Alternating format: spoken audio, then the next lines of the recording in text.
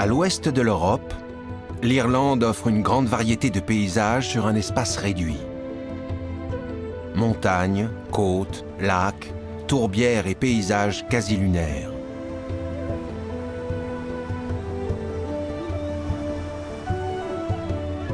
Au fil des siècles, les habitants ont façonné leur environnement, les Irlandais comme les premiers colons.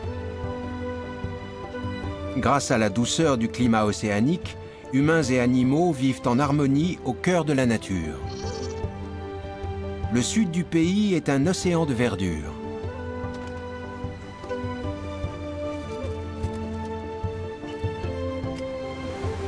La mer y est particulièrement riche en espèces et pleine de mystères.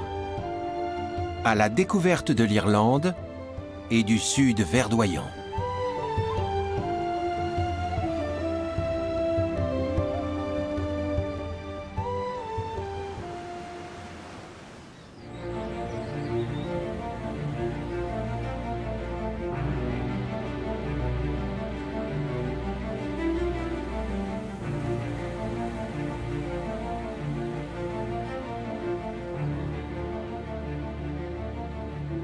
L'Irlande n'a jamais mieux porté son surnom d'île d'émeraude que dans le sud-ouest, où le paysage se décline en nombreuses nuances de vert et s'émaille de lacs idylliques.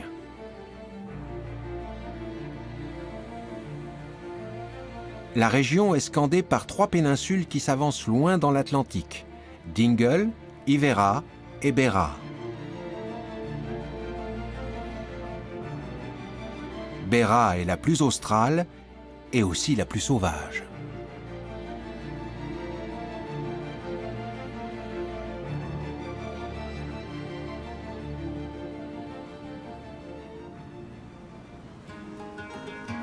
C'est le territoire de Norman McCluskey. Dès que le temps le permet, il part en quête de paysages à photographier, qu'il exposera ensuite dans sa galerie.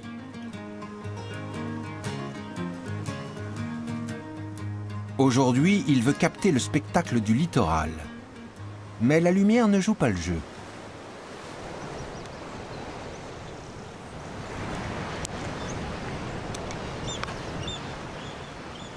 Pourtant, les prévisions météo étaient bonnes, ce qui, en Irlande, ne veut rien dire.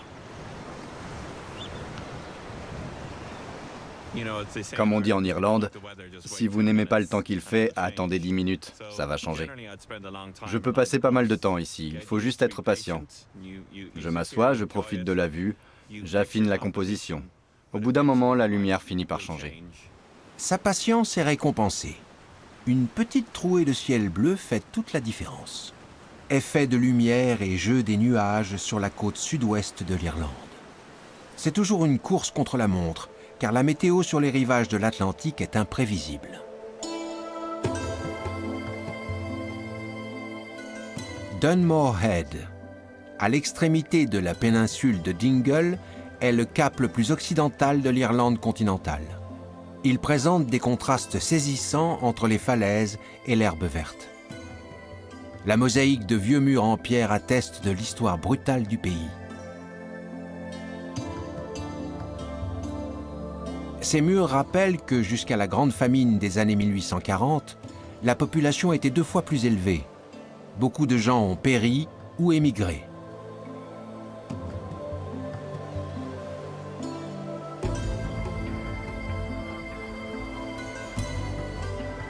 Une route étroite serpente le long de la péninsule, la Slayhead Drive.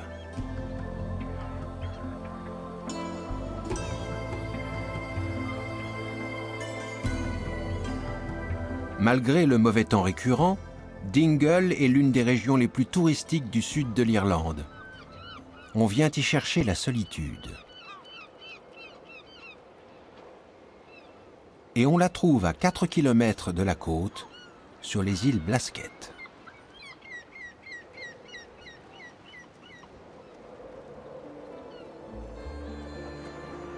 Great Blasket, la plus grande, était autrefois habitée.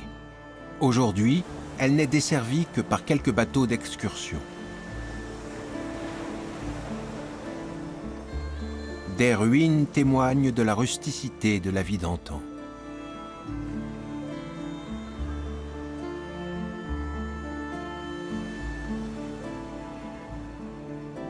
Mais l'île n'est pas totalement à l'abandon. Elle possède une auberge de jeunesse.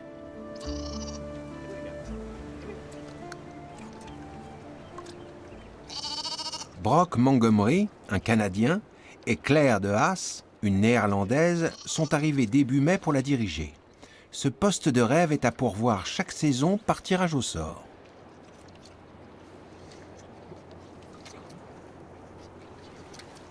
« 7 mois d'évasion, une plage pour soi tout seul. Brock et Claire ont été les heureux gagnants parmi 25 000 candidats. Beaucoup de gens ont regardé les photos en se disant que vivre sur une île isolée, ça devait être une expérience romantique.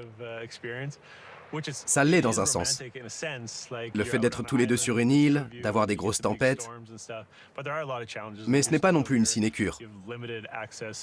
On est loin de tout, l'accès est difficile. On a Internet, mais on vit très simplement. Et c'est ce qui nous plaît. Parfois, le continent est entièrement voilé par les nuages. Brock et Claire sont les deux seuls habitants de l'île, essentiellement composée de prairies. L'auberge de jeunesse est une maison traditionnelle restaurée. Le café, une simple fenêtre ouverte. À l'intérieur, quelques commodités de la civilisation. On se chauffe au charbon. L'électricité est produite par une petite éolienne derrière la maison. C'est suffisant pour recharger un portable. Brock vient de mettre fin à sa carrière de joueur professionnel de hockey sur glace et s'octroie une pause. Son amie Claire est professeure de yoga et coach en développement personnel. Leur prise de poste a été mouvementée. Ils se sont aussitôt retrouvés coupés du monde. On nous a déposés sur une île et on a eu un temps épouvantable pendant les 6 premiers jours. Personne ne pouvait venir jusqu'ici. On s'est regardés tous les deux et on s'est dit « Bon ben, on est sur une île, livrés à nous-mêmes. » C'est la tempête. Qu'est-ce qu'on va faire? Puis les premiers clients sont arrivés. Ils venaient pour la journée et le soir, ils prenaient le bateau pour retourner sur le continent. Et moi, j'étais assise là et je disais à Brock, « C'est bizarre de les voir tous repartir. Et nous, on reste là. » L'île est toujours aussi difficile d'accès. Les bateaux d'excursion doivent mouiller à l'écart et le reste du trajet se fait à bord d'un Zodiac. Tous les 2 ou 3 jours, un bateau vient ravitailler l'auberge.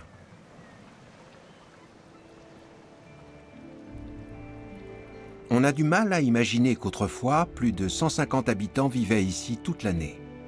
Great Blasket a été colonisé à la fin du XVIe siècle. Les gens menaient une vie simple et spartiate dans des petites maisons en pierre.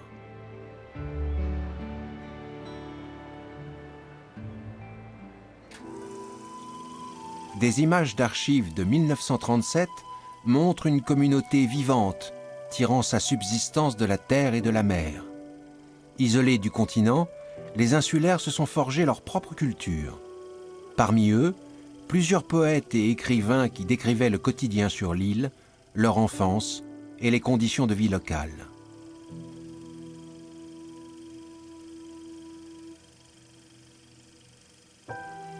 Au XXe siècle, de plus en plus de jeunes ont émigré et seuls les anciens sont restés.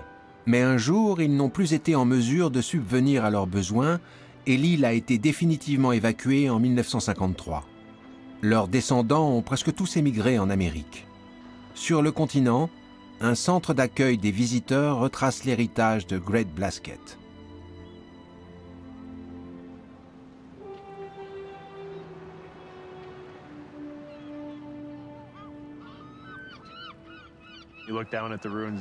On regarde les ruines et on pense à tous ces gens qui ont vécu ici. Ça devait être une existence très rude. On n'a qu'une petite idée de ce qu'ils ont vécu. En comparaison, on vit dans le luxe.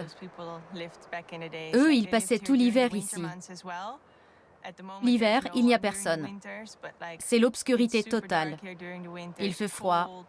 C'est triste. Lorsque les touristes repartent l'après-midi, Claire et Brock ont l'île pour eux tout seuls. Le point culminant de la journée est la promenade sur la plage. D'autres n'attendaient aussi que ce moment.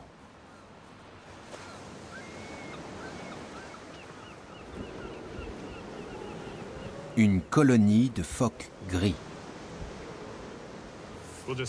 On s'assoit là et on les écoute. Leur cri est assez particulier. Se retrouver au milieu de 800 phoques, c'est pas quelque chose qui nous est donné de vivre tous les jours.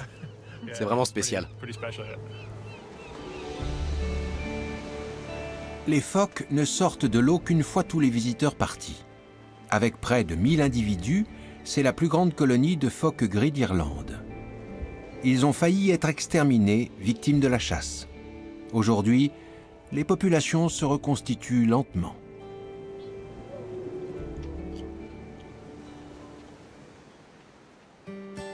Great Blasket est situé au large de la péninsule de Dingle, la plus septentrionale des trois, qui se trouve dans le comté de Kerry.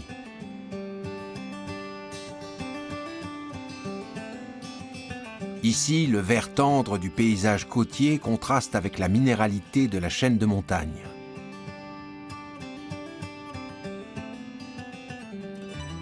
Dingletown, dans l'ouest de la péninsule, est le pôle économique et culturel de la région. Et un site touristique. Dingle est une Yeltert, une région où l'on parle le gaélique irlandais. On y vient pour découvrir le pays et ses habitants. Mais aussi la faune marine.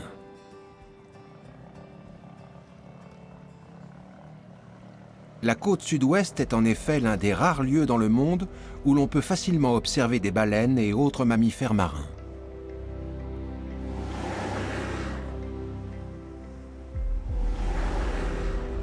Des baleines à bosse frayent avec un groupe de dauphins.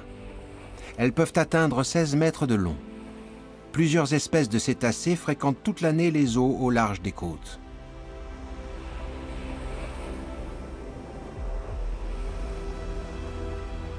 Des scientifiques étudient l'état de leur population, rassemblent des données biométriques, filment et enregistrent leurs chants. Le but est de protéger ces cétacés menacés dans le monde entier.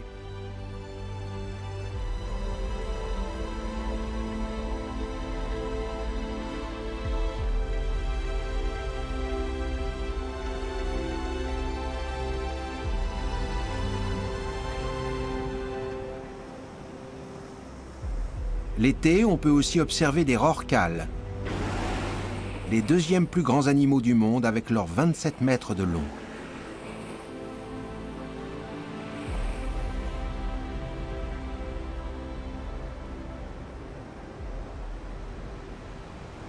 La côte de Bellinskelligs, à la pointe de la péninsule d'Ivera.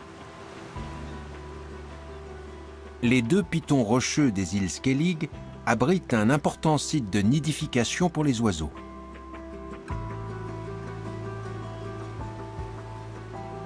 Cet endroit n'est pas épargné par les menaces telles que la surpêche, le changement climatique et le déclin des espèces. Natasha Howard est biologiste marine et travaille pour un centre de formation qui documente la biodiversité dans les eaux côtières. Tous les pays du monde se sont donnés pour objectif de protéger au moins 30% de leur littoral. L'Irlande a beaucoup de côtes. Une partie de notre travail consiste à faire des recherches et à collecter des données sur ce qui se passe ici. Quand on créera une aire marine protégée, les informations seront déjà disponibles. On saura déjà quelle espèce est présente dans quel secteur. On fait un peu plus que de tracer des ronds sur une carte.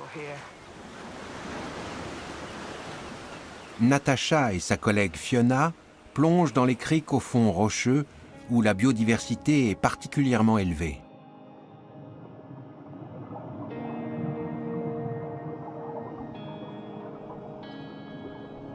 Natasha observe un recul des espèces comestibles telles que homards, crabes et poissons. La présence de grandes forêts de kelp est un indicateur de la pureté des eaux. Ces algues, qui peuvent atteindre 20 mètres de long, offrent le gîte et le couvert à de nombreux animaux, comme les étoiles de mer. Il y a aussi des grands bancs de maquereaux près de la côte, et même des requins, comme cette jeune roussette. Pourquoi les eaux irlandaises sont-elles si riches en espèces?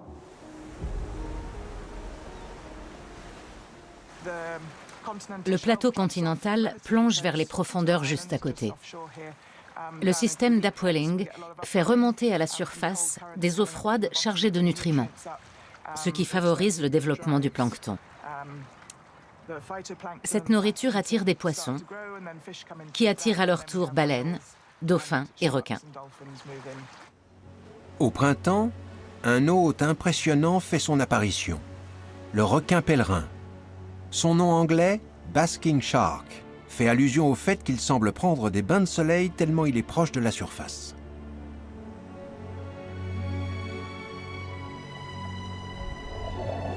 Malgré son air effrayant, il est totalement inoffensif.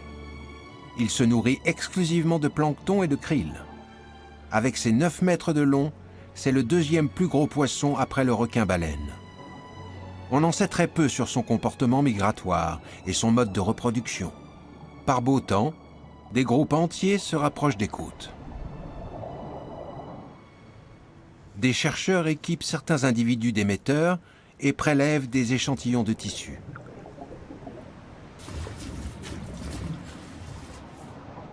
Ils veulent comprendre pourquoi les bancs de requins nagent en effectuant des mouvements circulaires. S'ils ont une fonction sociale, on ignore encore laquelle.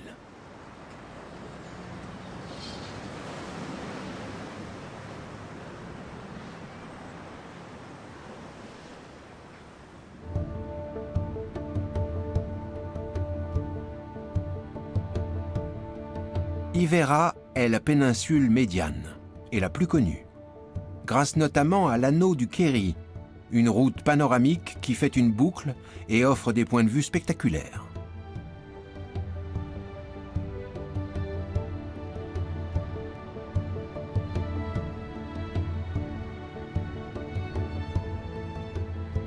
L'intérieur des terres dévoile son caractère originel le long de petites routes de montagne, comme celle qui franchit le Ballabima Gap, un col situé à 260 mètres d'altitude.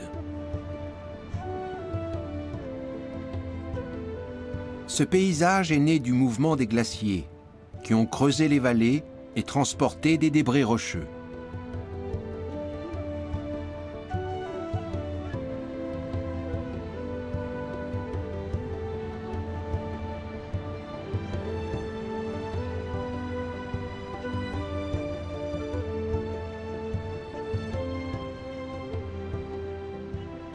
C'est une région sauvage et très faiblement peuplée. L'anneau du Kerry a été le catalyseur du tourisme et reste la destination préférée des visiteurs. La route longe la baie de Derrynane, à l'extrême sud d'Iverra. Par beau temps, on se croirait plus au bord de la Méditerranée que sur la côte atlantique.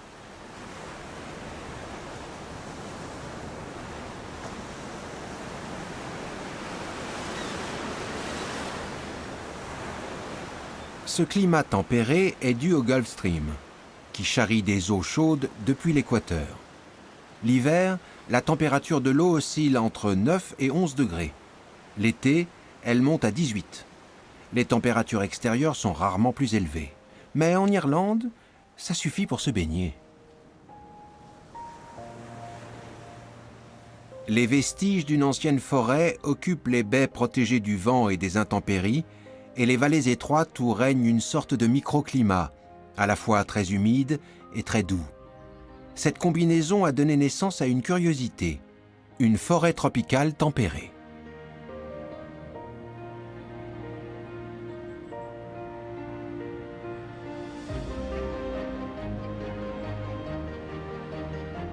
Le parc national de Killarney, dans le nord de la péninsule, possède notamment des forêts primaires qui poussent depuis plus de 10 000 ans sur les berges des lacs.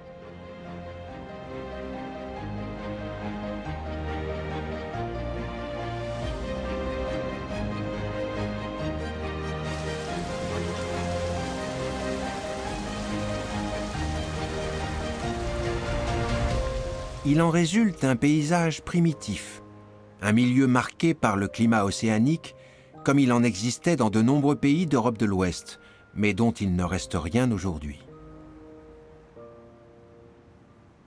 Ces forêts à haute valeur écologique, foisonnant de fougères, de mousses et de lichens, recouvraient autrefois une grande partie de l'Irlande.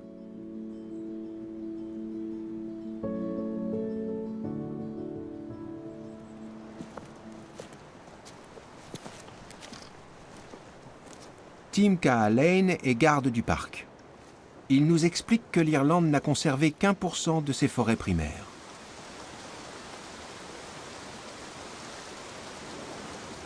Le parc national de Killarney possède la plus grande forêt semi-naturelle d'Irlande. Je suppose qu'à une certaine époque, le pays était presque entièrement recouvert de forêts, mais qu'elles ont été défrichées pour l'agriculture et d'autres activités humaines. Des forêts d'ifs, essentiellement. L'if est l'un des 3 conifères indigènes. Cette forêt est la dernière de son espèce et attire de nombreux visiteurs.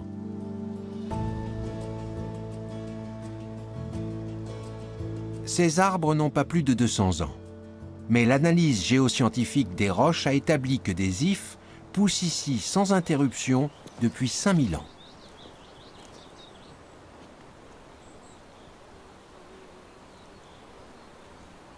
Pour se développer, une forêt tropicale tempérée a besoin d'un climat un peu humide. Il pleut plus de 200 jours par an. Le plus souvent, il ne s'agit que de brèves averses. Le climat océanique, fortement influencé par le Gulf Stream, avec ses hivers doux, sans gel, et ses étés frais, contribue à la situation abritée de la vallée.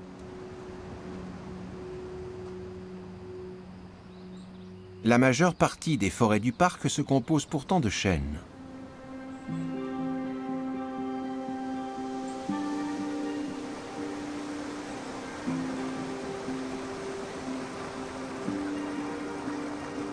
Autrefois très étendues, les forêts de chênes ont été coupées au début du Moyen Âge.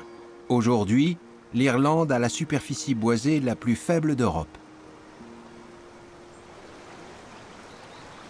Et aujourd'hui, cette forêt est elle aussi en danger, menacée par une plante invasive. Tim et ses collègues ne sortent jamais sans leur hache et leur bidon pulvérisateur. La plante à abattre, le rhododendron. Il en existe de nombreuses variétés à travers le monde, mais celle-ci est particulièrement indésirable. Rhododendron ponticum est originaire du sud-est de l'Europe et d'Asie mineure. Les Anglais l'ont introduit en Irlande en 1850 comme plante ornementale. À la faveur du climat doux, il a proliféré. En périphérie du parc national, il a colonisé des versants entiers entre les plantations de conifères.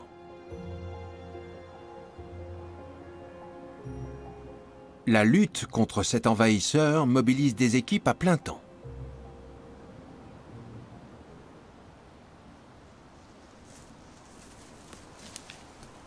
On a du mal à croire que cette plante décorative soit aussi dangereuse.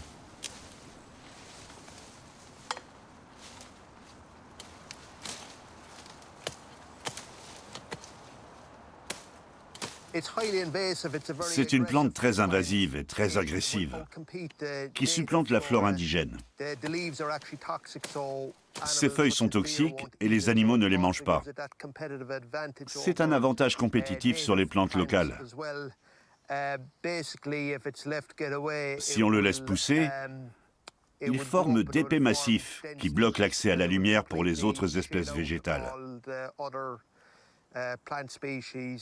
Ce qui finit par créer une sorte de désert écologique. Un coup de hache, un coup de pulvérisateur. Extrêmement résistant, le rhododendron ne peut être éradiqué qu'avec des herbicides. Tim signale les spécimens traités aux autres gardes en pliant leurs branches. On ne s'en débarrassera probablement jamais. On ne peut au mieux qu'endiguer sa prolifération, sachant que chaque plante peut produire jusqu'à 5000 graines.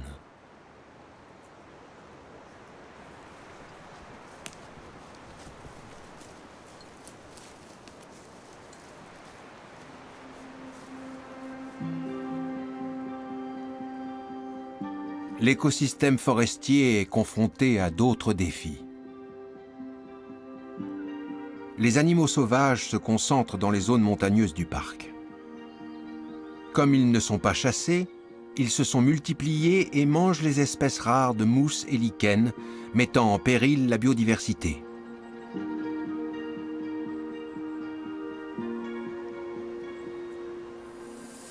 Plus grave encore, il fait de plus en plus sec. Un problème qui touche toute l'Irlande. La fine couche de sol s'assèche très vite lorsqu'il ne pleut pas. Récemment, il y a même eu un incendie de forêt. Les périodes de sécheresse et la saison des feux ont toujours existé, mais le phénomène s'amplifie.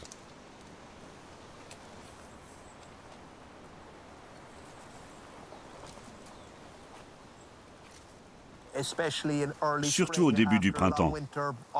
Après un long hiver, quand toute la végétation est morte, on a parfois une période de temps sec, avec un vent d'est, le scaravine comme on l'appelle ici. Quand il souffle, la végétation s'enflamme rapidement. Ces dernières années, au printemps, il est arrivé qu'il ne pleuve pas pendant des semaines. Le changement climatique a évidemment un effet sur la durée de la saison des feux. Elle va commencer plus tôt et se terminer plus tard. La végétation se régénère après un incendie, mais trop souvent, les espèces les plus robustes, comme certaines fougères, s'imposent au détriment des autres. Le biotope du parc est fragile, un paysage de l'Irlande d'hier obligé de composer avec les conditions d'aujourd'hui. Le parc et sa région sont le paradis des marcheurs. Un sentier de grande randonnée, le Kerry-Way, traverse la montagne et fait le tour de la péninsule d'Ivera. C'est ici que se trouvent les plus hautes montagnes d'Irlande, les McGillicuddy's Ridges.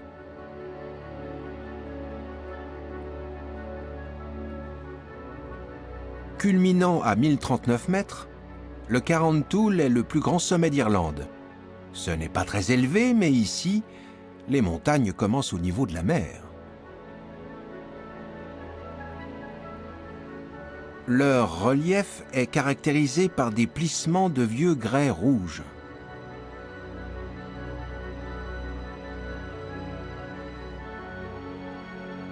Des lacs occupent le creux de cirques glaciaires, connu localement sous le nom de corries.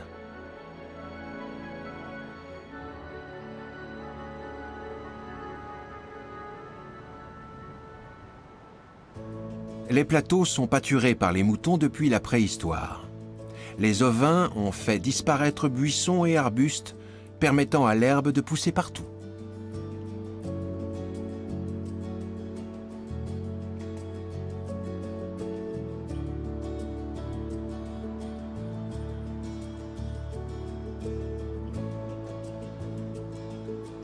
Ces pâturages s'étendent jusqu'en haute montagne, comme sur la péninsule de Dingle.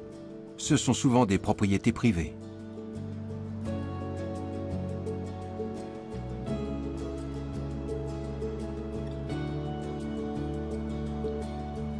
Dans les vallées, les marécages ont été asséchés pour laisser la place à des champs. Ils sont exclusivement destinés au bétail, car prétendument trop accidentés et trop humides pour la culture des fruits et légumes. Thomas O'Connor n'est pas de cet avis. Depuis 12 ans, il cultive des variétés anciennes de légumes sur son exploitation bio.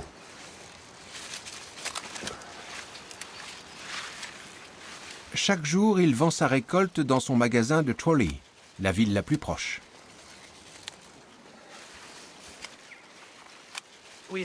On a du chou palmier, du chou calais vert frisé et du calais Uncle John's, une ancienne variété irlandaise.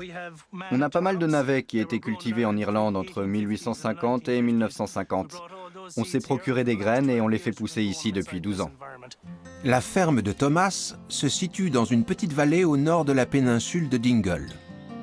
Quand son épouse et lui l'ont acheté, on y pratiquait encore l'élevage ovin. Les débuts ont été difficiles. Thomas a dû tout rénover. Il a planté et encore planté. Aujourd'hui, il cultive des variétés rares de pommes qu'on ne trouve pas au supermarché. Thomas n'élève pas ses abeilles pour produire du miel, mais pour polliniser ses cultures.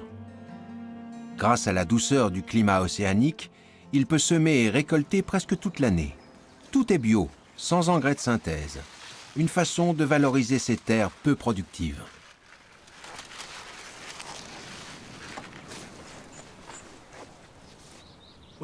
Il faut s'adapter au milieu dans lequel on vit. J'ai planté des haies pour briser les vents dominants. Elles puisent l'eau du sol et font baisser le niveau de la nappe phréatique. Les minéraux et les nutriments remontent dans les feuilles. On a créé une sorte de microclimat. Mais tout cela n'a pas suffi. Thomas a dû améliorer la fertilité des sols.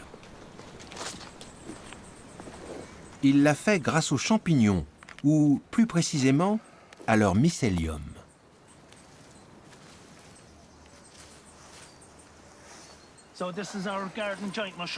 Ça vient de notre strophère géant. On l'utilise pour fabriquer du sol et du compost. Les copeaux de bois et les vers en raffolent. Ils mangent le mycélium et produisent le compost qu'on met ensuite dans les champs. Le processus biologique qui se déroule dans le sol est dépendant des apports de nourriture, à savoir les bactéries ou le champignon lui-même. Si j'augmente la quantité de bactéries utiles dans le sol, et si je renforce le réseau du mycélium, je nourris toute la chaîne alimentaire. Thomas n'achète pas ses semences, il les produit lui-même. Des variétés anciennes locales, bien adaptées au climat et sans OGM. Le principe est simple. Il attend que le légume fleurisse pour récolter les graines.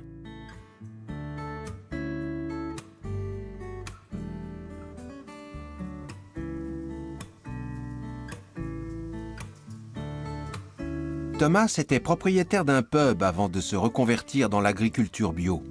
Aujourd'hui, il fait partie d'un mouvement qui prône un retour aux racines de l'agriculture irlandaise.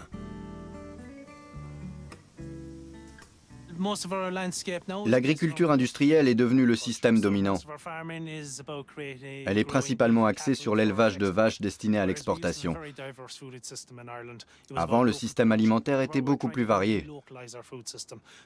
On essaie de relocaliser la production, mais aussi la consommation. Dans l'Irlande rurale, on s'inquiète de plus en plus de la future utilisation des terres et de ses responsabilités face au changement climatique. Le comté de Waterford, dans le sud-est.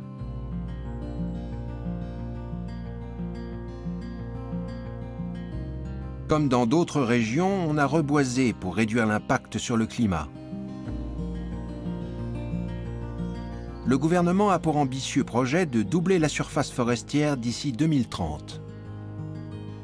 Et ce, avec le concours des agriculteurs, qui touchent des subventions lorsqu'ils plantent des arbres et diminuent la part de l'élevage bovin, nocif pour le climat.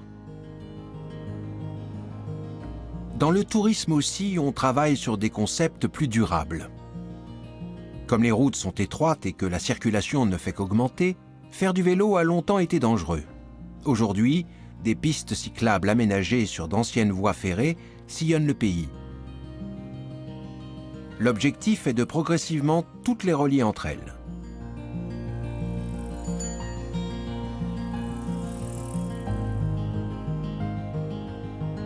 La Waterford Greenway est la plus récente. Elle s'étend sur 44 km, franchit de vieux ponts de chemin de fer et offre des points de vue sur les petites vallées fluviales. Un tronçon de 25 km longe la côte de Cuivre, dans le sud-est.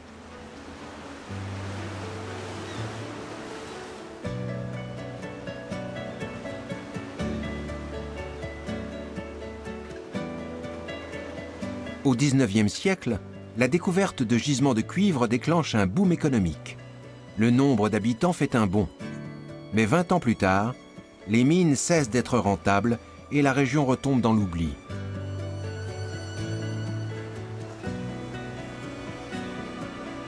Les roches de la côte retracent une histoire géologique vieille de 460 millions d'années. Les différentes strates témoignent des principales périodes de formation de la Terre. La côte de Cuivre a été labellisée Géoparc mondial de l'UNESCO, un site d'importance géologique internationale.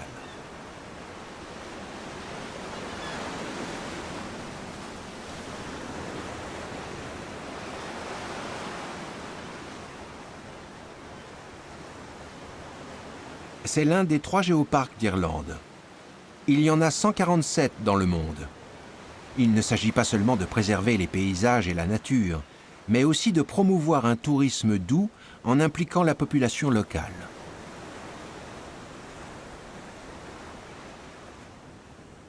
Sur la péninsule de Beara, la R574, aujourd'hui une route panoramique très fréquentée, commémore un tragique épisode de l'histoire irlandaise. La construction des routes de la famine a offert un revenu aux plus démunis. Mais beaucoup d'ouvriers sont morts en raison des conditions de travail déplorables.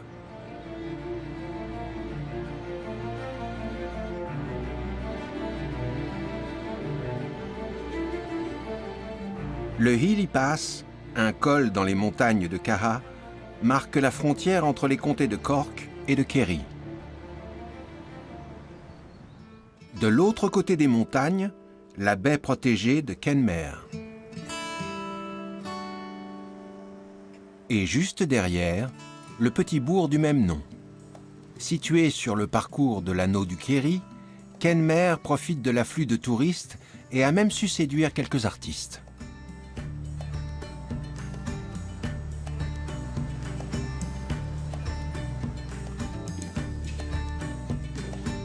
Originaire de Dublin, le photographe Norman McCluskey est venu y passer un week-end et n'est jamais reparti. Il a quitté son emploi de photographe sportif et a ouvert son studio. Aujourd'hui, il sublime en photo la beauté de la péninsule de Beara. Le truc, c'est de retourner plusieurs fois aux mêmes endroits pour avoir la bonne lumière et la bonne composition, pour bien se familiariser avec le site et ressentir une connexion. C'est très important. Et ensuite, il faut essayer de rester fidèle à cette image du lieu, plutôt que de la retoucher après coup sur ordinateur. L'idée, c'est d'être au plus près du paysage et de créer un lien. Aujourd'hui, le temps est nuageux, mais sans pluie.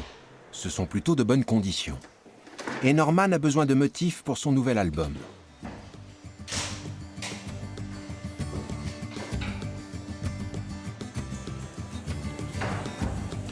Son travail consiste à traquer la lumière parfaite. Cap sur le sud de Beara, où la météo est encore plus de circonstances, même si la montagne est noyée sous les nuages. Les beaux ciels bleus, ce n'est pas intéressant pour un photographe.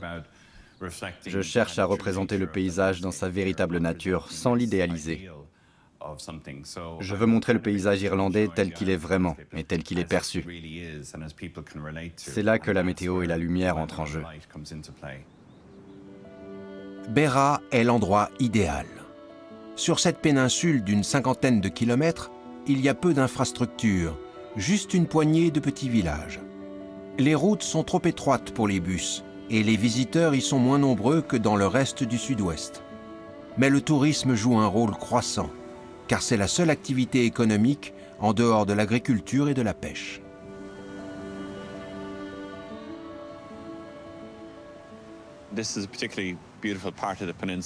Cette partie de la péninsule est particulièrement belle. Plus on va vers l'ouest, moins c'est peuplé. Il y a des routes très pittoresques qui longent la côte. Il y a des fermes éparpillées un peu partout. J'aime bien intégrer l'architecture traditionnelle dans mes photos de paysages. C'est important de montrer le contexte. Il y a très longtemps, c'était certainement plus peuplé. Beara ne compte que 8 habitants au kilomètre carré. Norman fait des photos en toute saison. L'hiver, le paysage a un tout autre aspect. Mais il cherche autre chose.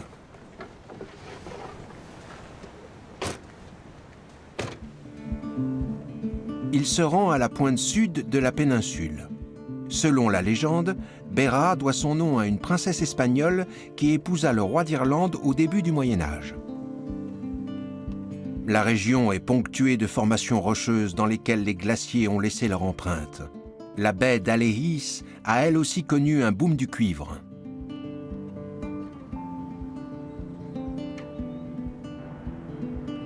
L'ancienne mine est souvent photographiée.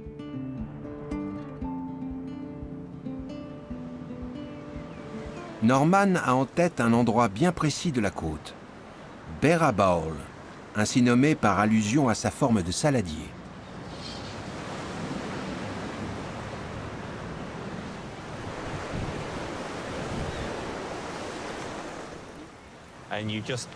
On a toutes les subtilités de la roche. Les lignes, la forme, la texture. Selon la lumière, la roche devient très noire, vraiment sombre. Le soir, quand le soleil éclaire latéralement, c'est particulièrement spectaculaire. D'ailleurs, on suppose que le mot « Beraa » vient du vieil irlandais et signifie « rocher sur la côte contre lesquels la mer s'abat avec violence ». Ici, je trouve une inspiration sans limite. Je ne suis jamais à court de sujets. Je fais ça depuis 30 ans et je ne me lasse pas de travailler dans ce secteur, même s'il est relativement petit.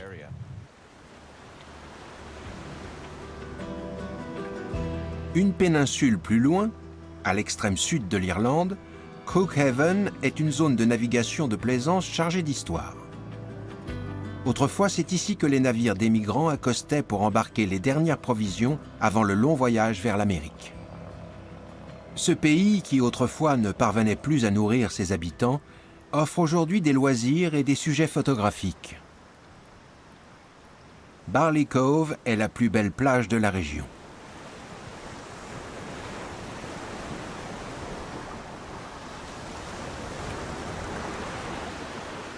Le cap Mizen est le point le plus austral de l'Irlande.